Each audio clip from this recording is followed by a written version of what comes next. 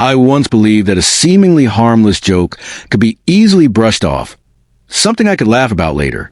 Little did I know, that moment would lead to the loss of everything I held dear. My name is Rachel, and at 33, I thought I had it all figured out. 6 months ago, I lived what many would describe as a perfect life. I had a devoted husband named Ethan, who cherished me above all else.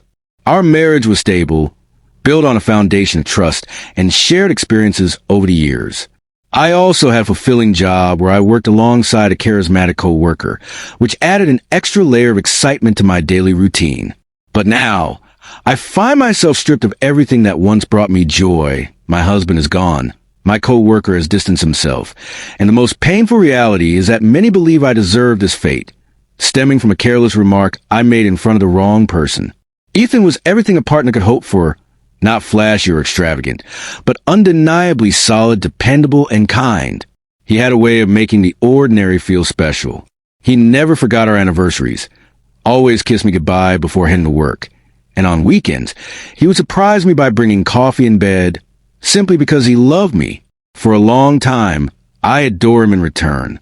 But then I met Adam, my coworker. He exuded charm and confidence, and his flirtatious nature made me feel desired in a way I hadn't felt in a long time. Gradually, I allowed his attention to sway me, and I began to compare Ethan to Adam. Adam was more athletic, adventurous, and he made me laugh in ways that Ethan did not.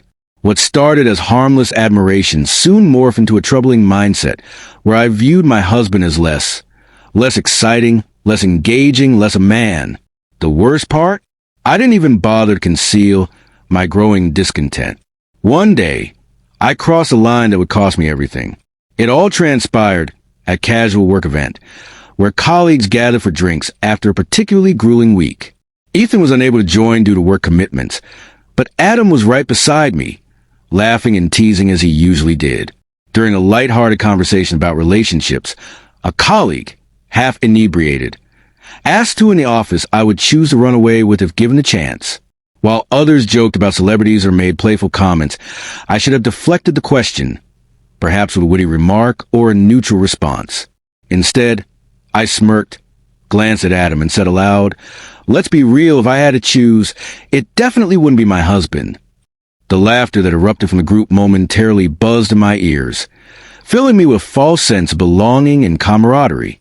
I felt a rush from the drinks I consumed, riding high on the moment and oblivious to the consequences that were about to unfold. What I didn't know was that someone recorded my words, and 2 days later, that recording reached Ethan. I was blissfully unaware of the impending storm until I returned home to find Ethan sitting at the table, his phone in hand, wearing a calm expression that felt far too serene. "Did you have fun at your work event?" he asked, his voice devoid of emotion. I hesitated, a knot forming in my stomach, responding with a simple, "Yeah, why?" Without a word, he hit play on his phone, and there it was, my own laughter, my voice declaring I wouldn't choose him. My heart sank as I listened to the words that had come out of my mouth, each syllable a nail in the coffin of our marriage. "Ethan, I was just joking," I exclaimed, desperation creeping into my voice, but he shook his head slowly. "No, Rachel, you weren't." In that moment, he stood up and walked past me, his demeanor eerily calm, as if he had already processed the reality of what I had done. He uttered a final, chilling remark, "I finally get it now." I felt my world tilt on its axis as the weight of his words hit me like a freight train. I had shattered something irreparable. Trust, love, respect, all shattered in a moment of thoughtlessness. Ethan didn't shout, didn't argue, didn't demand an explanation. He merely looked at me as if he were seeing me for the first time, acknowledging a truth I hadn't wanted to face. Then he nodded to himself and quietly retreated to our bedroom. I stood frozen, my heart racing, expecting him to return and discuss it, but 20 minutes later, he emerged with a duffel bag in his hand. "I'll be staying with my brother for a while," he said flatly. I reached for him, desperate to bridge the chasm that was forming between us, but he stepped back, saying, "You don't have to explain, Rachel. You already did." With that, he left, not even glancing back. And in that instant, I realized I lost the only man who ever truly loved me, all because of a thoughtless joke. At first, I convinced myself that Ethan would return, that he was overreacting, and that I could mend this. Days turned into weeks, and weeks stretched into a month without a single phone call from him. I turned to Adam, hoping for some interest, some sign that he cared, but he barely acknowledged me at work. When I finally gathered the courage to ask him out for drinks, he declined with polite but firm, "Rachel, you're great, but I don't do drama." Just like that, I lost both Ethan and Adam, along with my self-respect. In my futile attempts to move on, I thought that if Ethan was gone, I could easily find someone new to fill the void. I downloaded dating apps, went out with friends, and attempted to convince myself that I was living my best life. Yet, something felt off. The men I dated weren't like Ethan. None of them held doors for me, none asked about my day, and none made me feel secure. They were only interested in fleeting encounters, lacking the emotional depth that I had taken for granted.